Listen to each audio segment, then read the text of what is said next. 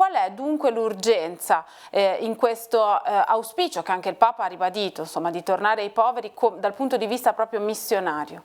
Il Papa ha appena scritto un bellissimo libro intervista che si intitola Senza di lui non possiamo far nulla, una conversazione con il giornalista Gianni Valente, un piccolo libretto ma veramente denso e bellissimo, nel quale il Papa Francesco spiega che la missione è nella natura della Chiesa. La Chiesa o è missionaria o non è. La Chiesa, come usa dire il Papa, o è in uscita per annunciare il Vangelo o non ha ragione di esistere, non può esistere. Talvolta anche noi possiamo rischiare di credere che il successo della missione dipenda da quanto noi a tavolino ci siamo messi a pensare come essere missionari, quanto siamo stati smart, bravi a usare i nuovi mezzi di comunicazione, quanto è basato sulle nostre strategie. Il fatto è che la missione la fa lo Spirito Santo e dunque il cristiano è missionario quanto più dà spazio allo Spirito Santo, dà spazio a Dio, lascia che sia Dio ad agire,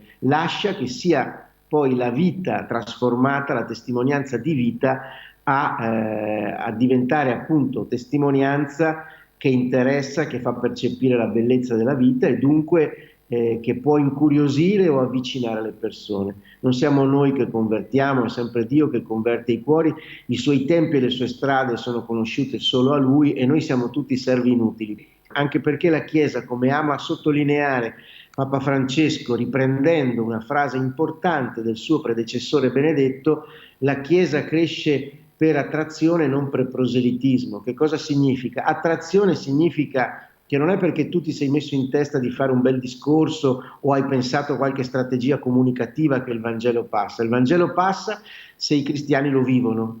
Se lo vivono, non se lo dicono, e se lo vivono nei loro rapporti, nel modo con cui usano il tempo, nel modo con cui si vogliono bene, se testimoniano che il cristianesimo è vivo. Questa è la missione.